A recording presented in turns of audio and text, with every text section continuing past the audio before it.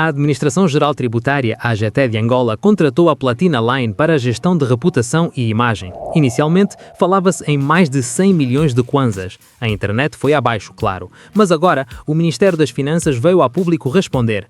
Eles dizem que foi pela expertise da empresa e que, na verdade, os números estão todos errados por causa de pressa administrativa.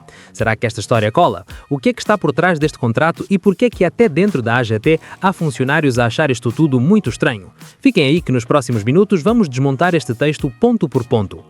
Expertise e os valores reais. Vamos aos factos. O Ministério das Finanças, Minfin, respondeu às questões do jornal A Expansão. A primeira coisa que eles tentaram fazer foi apagar o incêndio dos valores. O Plano Anual de Contratação, o PAC, da AGT, que é público, mostrava valores superiores a 120 milhões de kwanzas. Mas o Ministério diz, calma lá, afinal, o contrato assinado em setembro de 2025 foi de 40 milhões de kwanzas. E qual é a justificativa para contratar a Platina Line, uma marca conhecida essencialmente pelo entretenimento e vida social, para cuidar da imagem do fisco? O Ministério usou a palavra mágica, expertise. Segundo eles, a adjudicação justifica-se pela capacidade técnica reconhecida no mercado nacional e para ajudar na disseminação de informação nas redes sociais sobre a cidadania fiscal. Ou seja, a ideia é usar o alcance da Platina para falar de impostos. Até aí, podemos debater a estratégia, mas o problema começa quando olhamos para a papelada. O erro de digitação de milhões. Agora, preparem-se para a parte mais insólita.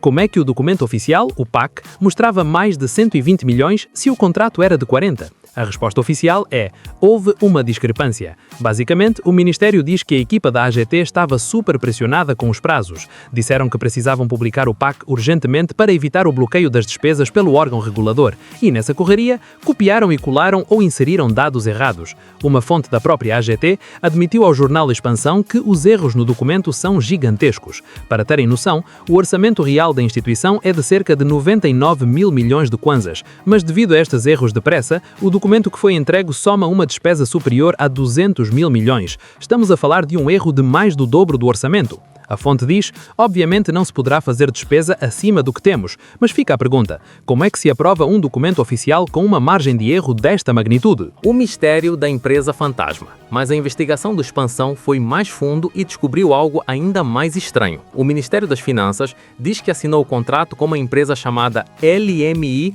Platina Média Comunicação e Prestação de Serviços LTDA. O problema, o jornal foi consultar o Diário da República e essa empresa específica não aparece registrada. Existem 3 empresas com o nome Platina. Existe a Platina Line, limitada, de 2013, a Platina TV e a Platina Line Comércio Geral SA, mas a tal LMI referida pelo Ministério ainda não consta no Diário da República. Isto levanta questões sérias de compliance. Com quem é que o Estado assinou o contrato afinal? E quem são os donos? As empresas que estão registradas pertencem a Sanchel Seraponzo e ao empresário Fernando Nino Republicano. O texto da notícia refere inclusive que estes sócios têm conotações ao partido que está no governo, o que ajudou a inflamar as críticas da sociedade civil, o clima interno e o futuro do contrato. E se vocês acham que o desconforto é só nas redes sociais, estão enganados. O texto revela que dentro da própria AGT, a contratação foi considerada estranha por boa parte da equipa técnica. Uma fonte interna admitiu que, face a esta repercussão pública negativa e até a repercussão interna,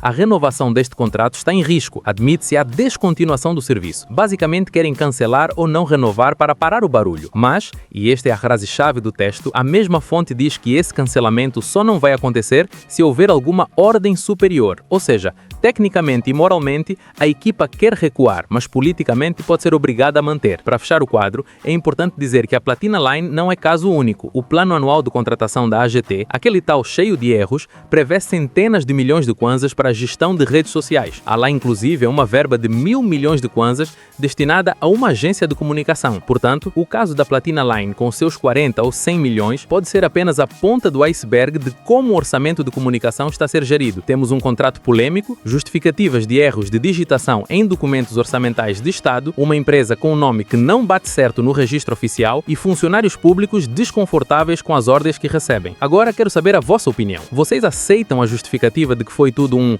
erro de pressa no documento e acham que a expertise justifica a contratação? Deixem a vossa opinião nos comentários. É muito importante debatermos isto. Não se esqueçam de deixar o like se gostaram da análise, subscrevam o canal para mais atualizações e partilhem o vídeo. Até a próxima!